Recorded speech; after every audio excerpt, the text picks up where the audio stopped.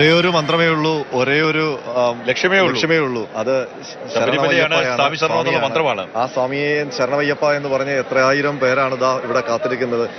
ഒരു മുണ്ട് വലിച്ചു കെട്ടി അതിന്റെ കീഴിൽ ഇരുന്നുകൊണ്ട്, ആ മുണ്ടുകൊണ്ടാണ് ഈ ധനുമാസത്തിൽ നിന്ന് മകരമാസത്തിലേക്ക് കടക്കാൻ പോകുന്ന നല്ല ചൂടുള്ള സൂര്യനെ തടുക്കാൻ പോകുന്നത്. ഈ പാറുക്കുട്ടിയമ്മയുടെ കഥ നമ്മൾ കേട്ടില്ലേ? പാറുക്കുട്ടിയമ്മയെ പോലെ എത്രയോ ആൾക്കാർ ഇപ്പോൾ ഈ സ്ഥലത്തോട്ട് ആലോചിക്കായിരുന്നു. എത്രയോ ആൾക്കാരുണ്ടെന്നുള്ളതാണ്. നമ്മള് പാറുക്കുട്ടിയമ്മയെ കണ്ടെത്തി നമ്മൾ വാർത്ത ചെയ്തു. കമൽ അവിടെ നിന്ന് വയനാട്ടിൽ നിന്ന് വാർത്ത ചെയ്തു. പാറുക്കുട്ടിയമ്മയെ പോലെ 100 വയസ്സ് കഴിഞ്ഞ ഒരുപാട് അമ്മമാർ, ഒരുപാട് മാളികപ്പുറങ്ങൾ, ഇവിടെ നിന്ന് നമ്മൾ അങ്ങനെയാണ് പറയുന്നത്, മാളികപ്പുറം എന്നാണ്. സ്വാമിയും മാളികപ്പുറങ്ങളുമാണ് ഇവിടെ ഉള്ളത്. അപ്പൊ എത്രയോ മാളികപ്പുറങ്ങൾ. നമ്മൾ ഈ പമ്പയിൽ നിന്ന് യാത്ര തിരിക്കുമ്പോൾ, നമ്മൾ മല കയറി വരുമ്പോൾ എത്ര മാളികപ്പുറങ്ങൾ, ഇതുപോലെ പ്രായമുള്ള മാളികപ്പുറങ്ങൾ ഈ നീലിമല കയറി വരുന്നത്. നീലിമല അറിയാമല്ലോ, നീലിമല ബോട്ടവും നീലിമല ടോപ്പും, അപ്പാച്ചിമേട് ബോട്ടവും അപ്പാച്ചിമേട് ടോപ്പും കയറി എത്തുക എന്ന് പറയുന്നത് അത്ര എളുപ്പമുള്ള കാര്യമല്ല.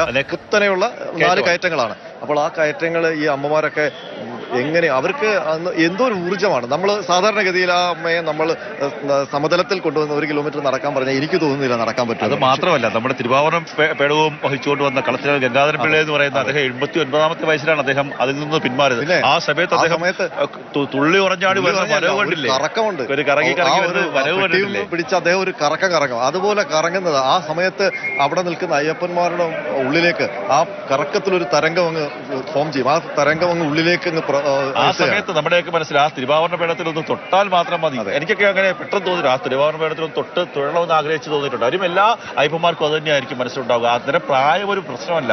അതായത് ചിലപ്പോൾ 6 മാസം പ്രായമായ കുഞ്ഞുങ്ങളെ ഇവിടെ കൊണ്ടുവന്ന് അന്നമൂട്ടാറുണ്ട്. അന്നദാന പ്രഭുവാണ് അയ്യപ്പൻ എന്നാണ് പറയുന്നത്. അയ്യപ്പൻ ഭഗവാന്റെ ഒരു ഒറ്റ കഴിച്ചുകൊണ്ട് അവൻ ജീവിതത്തിലേക്ക് കടക്കുകയാണ്. അവനെ ഒരിക്കലും ആഹാരം കിട്ടാതെ വരില്ല എന്നുള്ളതാണ് വിശ്വാസം. ഇപ്പോൾ നമ്മൾ ഇവിടെ നിന്ന് കാണുമ്പോൾ അങ്ങ് ദൂരെ പുല്ലുമേട്ടിൽ എത്രയോ അയ്യപ്പ ഭക്തർ അവിടെ കാത്തു നിൽക്കുകയാണ്. അവിടെ ഇരുന്നാൽ ദൂരെ പൊന്നമ്പലമേട്ടിൽ മകരവിളക്ക് തെളിയുന്നത് കാണാൻ കഴിയും. അങ്ങനെ ആ പുല്ലുമേട്ടിൽ ഞാൻ നേരത്തെ തൊട്ട് അതിങ്ങനെ വ്യാപിച്ച് വരികയാണ്. ആദ്യം കുറച്ച് ഭാഗം ആൾക്കാരെ ഉണ്ടായിരുന്നുള്ളൂ. ഇപ്പോൾ അത് ആ കുന്ന് മുഴുവൻ, ആ പുല്ലുമേടും ഇങ്ങനെ താഴേക്ക് നിരന്നു വരികയാണ്. അവിടെ സുരക്ഷിതമായി നിൽക്കാവുന്ന, അവിടെ വലിയ കർശനമായ നിയന്ത്രണങ്ങളുള്ള സ്ഥലമാണ് പുല്ലുമേട്. അവിടെ ആ കർശനമായ നിയന്ത്രണങ്ങളിൽ ശിരസ വഹിച്ചുകൊണ്ട് എന്നിട്ടും അവിടെ അത്രയും ഭക്തർ അവിടെ ഒത്തുകൂടുകയാണ്. നമുക്കിവിടെ നോക്കുമ്പോൾ ഒരു പൊട്ടുപോലാണ് തോന്നുന്നത്. അവിടെയുള്ളവരെല്ലാം സ്വാമിമാരാണ്, അയ്യപ്പ ഭക്തന്മാരാണ്. ഒരു പൊട്ടുപോലെയാണ് തോന്നുന്നത്. ഈ എല്ലാവരും അയ്യപ്പന് മുന്നിൽ ഒരു പൊട്ട് സമാനമാണ് എന്നുള്ളത്. സാധാരണഗതിയിൽ നമ്മൾ അവിടെ പൊട്ടുപോലെ ആനകളെയൊക്കെ കാണാറുണ്ട് ഇവിടെ നിന്ന്. ഏതായാലും ശബരിമല സന്നിധാനത്തെ കൂടുതൽ വിശേഷങ്ങൾ ഇനിയിപ്പോൾ നമ്മൾ ഈ തിരുമുറ്റത്ത് നിന്നുകൊണ്ടാണ്. താഴെ തിരുമുറ്റത്ത് ഹരി നിൽക്കുന്നുണ്ട്. ഹരി, എന്തൊക്കെയാണ് അവിടെ നിന്നുള്ള വിശേഷങ്ങൾ? അവിടെ ഒരുക്കങ്ങൾ ഏതുവരെയായി?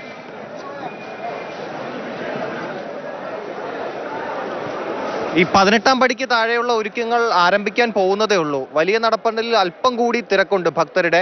അവരെ കൂടി അകത്തേക്ക് കയറ്റിവിട്ട് കഴിഞ്ഞാൽ പിന്നെ ഇവിടുത്തെ ആ തിരക്കങ്ങ് അവസാനിക്കും. അതായത് ഭക്തരുടെ ആ തിരക്ക് അവസാനിക്കും. അത് ഇവിടെ നിന്ന് എനിക്ക് കാണുമ്പോൾ തോന്നുന്നത് വലിയ നടപ്പന്തലിൽ നിന്ന് ഇനി ഭക്തരെ കയറ്റിവിടുന്നത് പോലീസ് നിയന്ത്രിക്കുന്നുണ്ട്.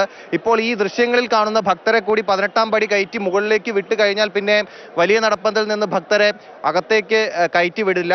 പോലീസ് അവരെ തടയുന്നുണ്ട്. ഇനി 18ാം പടി കഴുകി വൃത്തിയാക്കുന്നതും ഒപ്പം തന്നെ അതിന് താഴെയുള്ള മറ്റ് ചടങ്ങുകളും ആരംഭിക്കാൻ പോകുന്നു എന്ന് നമുക്ക് പറയാം. ഒരു 3-4 മിനിറ്റിനുള്ളിൽ തന്നെ ഈ ഭക്തരെ കൂടി 18ാം പടി കയറ്റി വിടുമെന്നാണ് ഞാൻ പ്രതീക്ഷിക്കുന്നത് ഇവിടെ നിന്ന് കാണുമ്പോൾ. മാത്രമല്ല, കുറച്ചുകൂടി കഴിഞ്ഞാൽ ഈ 18ാം പടി പ്രേക്ഷകർ കാണുന്ന ഭക്തർ കയറിപ്പോകുന്ന 18ാം പടി ഈ തിരുവാഭരണ ഘോഷയാത്രയെ വരവേൽക്കുന്നതിന് മുൻപ്, മാത്രമല്ല 2:45 നട തുറക്കുന്നതിന് മുൻപേ തന്നെ കഴുകി വൃത്തിയാക്കി അവിടെ 18ാം പടി അലങ്കരിക്കും.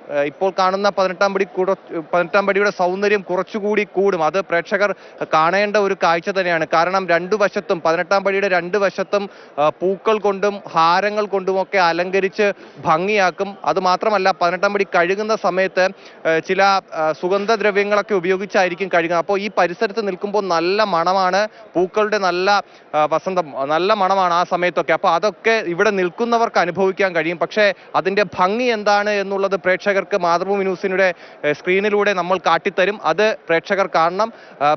അല്പം കൂടി കഴിഞ്ഞാൽ ഈ ഭക്തരുടെ ഈ തിരക്ക് കൂടി അവസാനിച്ച് കഴിഞ്ഞാൽ പിന്നെ 18ാം പടിക്ക് താഴെയുള്ള ആ ചടങ്ങുകൾ തുടങ്ങും. ഈ ഹരി പറഞ്ഞതുപോലെ ശബരിമല സന്നിധാനത്ത് 18-ാം പടി പൊന്നു 18-ാം പടി തൊട്ടടുത്ത് നിന്ന് കാണാൻ പറ്റുന്ന ഒരു സമയമാണത്.